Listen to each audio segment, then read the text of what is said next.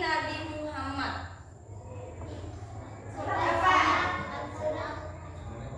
Oke, apa tadi jawabannya? Yang tahu siapa? Hah?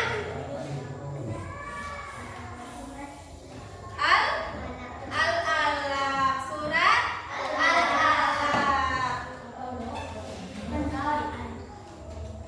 Siapa yang tahu arti dari Iqra?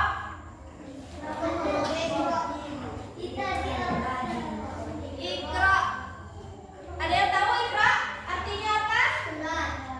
Artinya adalah bacalah. Oke? Sekarang sedikit sekali lagi karena kita akan nonton video tentang kisah Nabi Muhammad diangkat menjadi rasul pada usia 40 tahun. Oke? Siap nonton nggak? Oke, sedikit sekali lagi. Tepuk semangat.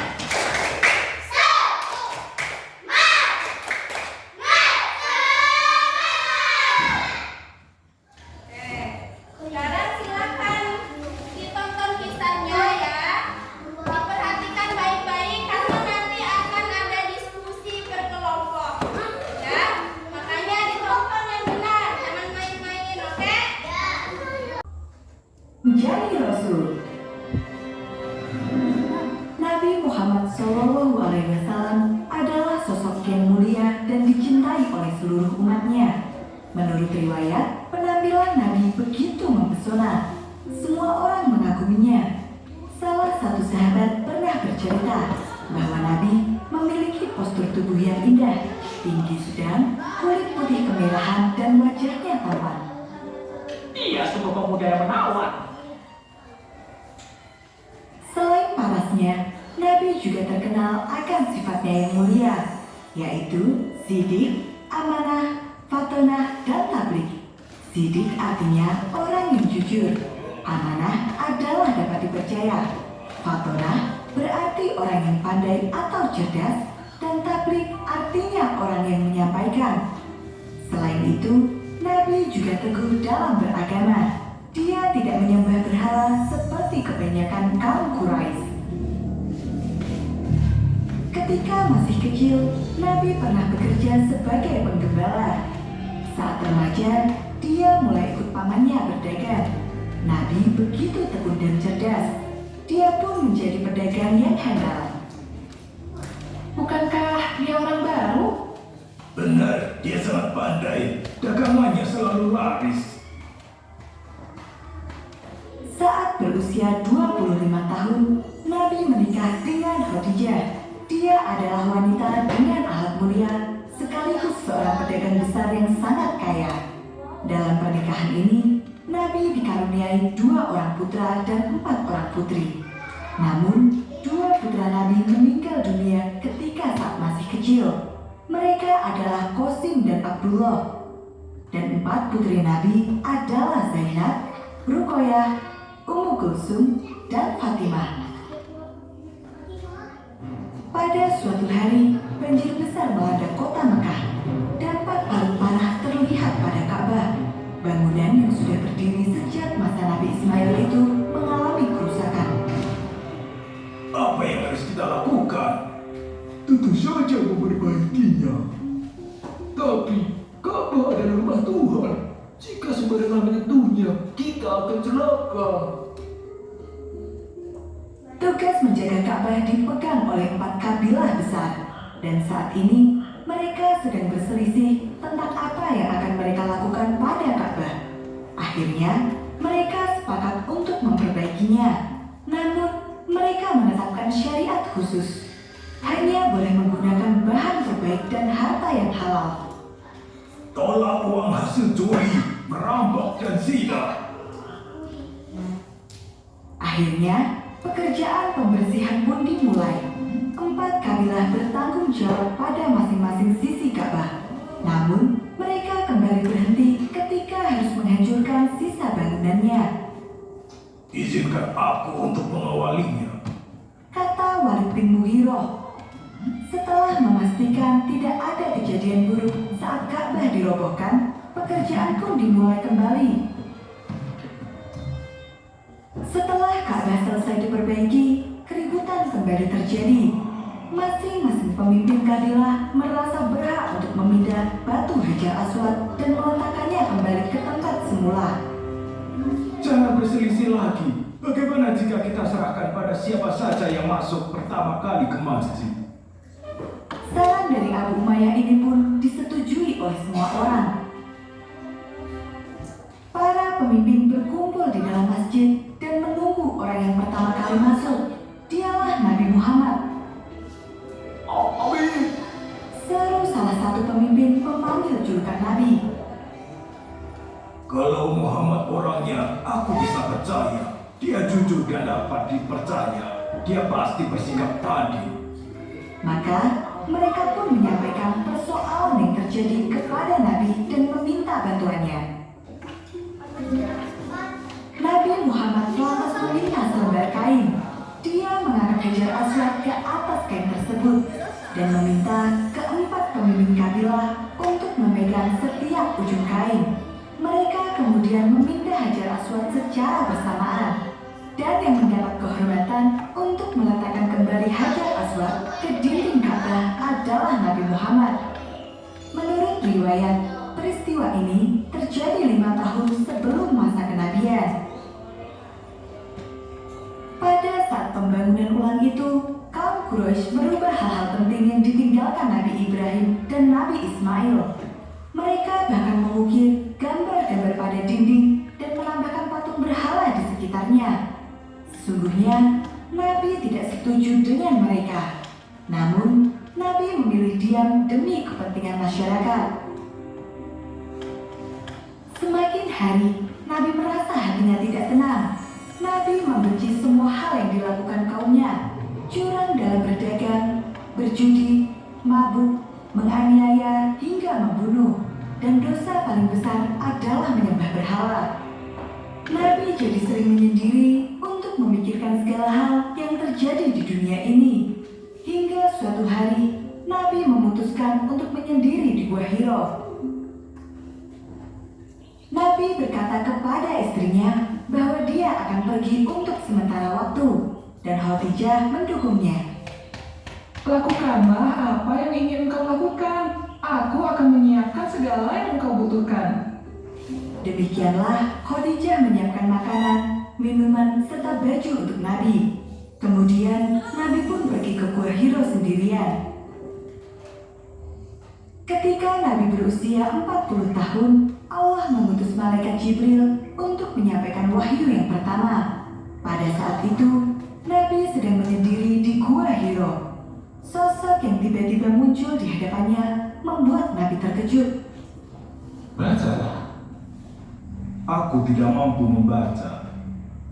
Kemudian, Jibril memeluk Nabi dengan sangat kuat, hingga Nabi kesulitan bernafas.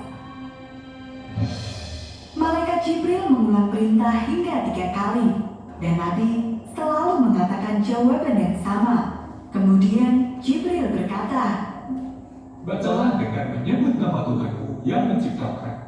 Dia telah menciptakan manusia dari segumpal darah. Bacalah dan Tuhanmu lah yang paling pemurah, yang mengajar manusia dengan perataan kalam. Dia mengajarkan kepada manusia apa yang tidak diketahuinya. Quran Surat Al-Alaq ayat 1-5. Cuma enaknya. Bukan niatnya. Pilihan kok sebagus itu. Selesai menyampaikan wahyu, malaikat Jibril menghilang. Badan Nabi langsung bergetar hebat. Dia pun berlari pulang. Sesampainya di rumah, Nabi berkata, Selimutilah aku. Khadijah segera mengambil selimut dan menyelimuti Nabi, menemaninya hingga Nabi merasa lebih tenang. Apa yang terjadi denganku ini? Kemudian, dia menceritakan hal yang baru saja dialami. Khadijah kemudian mengajak Nabi untuk menemui pamannya Warokah bin Naufal. Pamannya seorang pendeta yang mengenal Injil dan Taurat dengan baik. Dia juga pandai menafsirkan mimpi. Itu adalah Jibril yang telah diturunkan Allah pada Musa. Warokah juga memperingatkan kalau nantinya Nabi akan didustakan, diganggu, dan diusir oleh kaumnya sendiri. Wahyu itu menjadi bukti bahwa Allah telah mengangkat Nabi sebagai Rasul-Nya. Rasulullah semakin yakin bahwa tiada Tuhan selain Allah, dan Islam adalah agama yang benar. Saat itu, orang yang pertama kali memeluk Islam adalah istrinya Khadijah. Peristiwa turunnya wahyu pertama disebut dengan Nuzulul Quran, terjadi pada tanggal 17 Ramadan di Gua Hira. Secara sembunyi-sembunyi, Rasulullah mengajak keluarganya untuk masuk Islam. Orang kedua yang masuk Islam adalah Ali bin Abi Thalib, sepupu Rasul yang berumur 10 tahun. Kemudian disusul oleh Abu Bakar, sahabat karibnya sejak kecil, Zaid bin Harithah, anak angkatnya, dan Ummu Aiman, pengasuhnya ketika masih kecil. Dan satu persatu kerabat pun memeluk Islam. Jumlah mereka 40 orang. Setelah itu, terjadi masa jeda yang cukup lama. Dalam kurun waktu 3 tahun, Rasulullah terus berdakwah secara tertutup.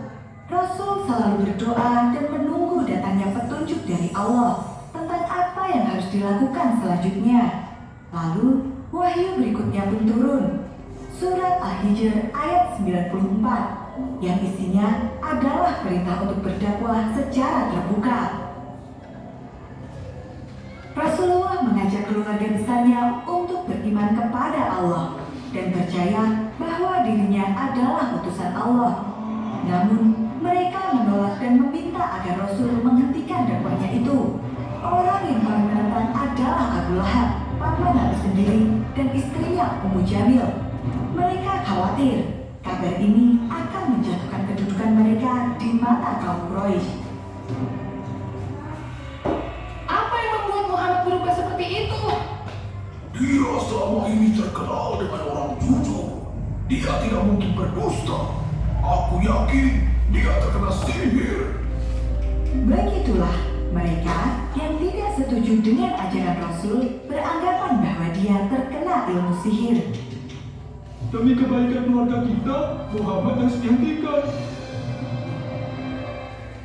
Tekad Rasulullah begitu kuat. Meskipun mendapatkan tantangan dari keluarga, dia tidak pernah menyerah. Rasul berkata bahwa tidak ada Tuhan selain Allah. Dia yang maha perkasa lagi maha bijaksana. Sesungguhnya, agama yang diridhoi di sisi Allah hanyalah Islam. Dan segala sesuatu yang terjadi di dunia telah diatur olehnya. Apakah kau juga ingin bertemu dengan Muhammad? Iya, aku ingin berjumpa dengan utusan Allah. Dari hari ke hari, kabar tentang kemunculan utusan Allah ini semakin luas tersebar. Sebagian dari mereka merasa penasaran dengan sosok Rasulullah. Akhirnya, mereka pun berduyun-duyun menemuinya. Rasulullah merupakan sosok teladan. Tidak ada orang yang lebih jujur, lembut, dan penyayang selain dia. Hal ini membuat orang-orang mau mengikutinya tanpa keraguan sedikit pun. Hal yang paling membuat orang kagum adalah kasih sayangnya terhadap kaum lemah dan miskin. Rasul tidak akan segan-segan memberikan apapun yang dimilikinya kepada orang yang lebih membutuhkan. Semakin bertambah umat yang memeluk Islam, semakin bertambah pula golongan yang membenci Islam. Mereka mulai mengganggu orang-orang lemah yang ketahuan memeluk Islam. Beraninya kalian para budak tentang perintah majikan. Jika kalian tertangkap basah pergi menemui Muhammad lagi, aku akan memberikan hukuman yang berat. Nggak ada buat menginspirasi, malah nggak ada inspirasi. Siap cari inspirasi lagi. Tidak berhenti dengan menyiksa para budak, pembantu, dan orang miskin, mereka juga menutup semua mata pencaharian kaum muslimin. Kaum muslimin tidak bisa lagi bekerja, berdagang, atau sekedar membeli bahan makanan. Hal ini tentu membuat mereka sengsara. Namun, Rasulullah mengingatkan umatnya bahwa Allah lah yang mengatur semua rezeki di dunia ini. Jadi, tidak ada alasan bagi mereka untuk mengeluh.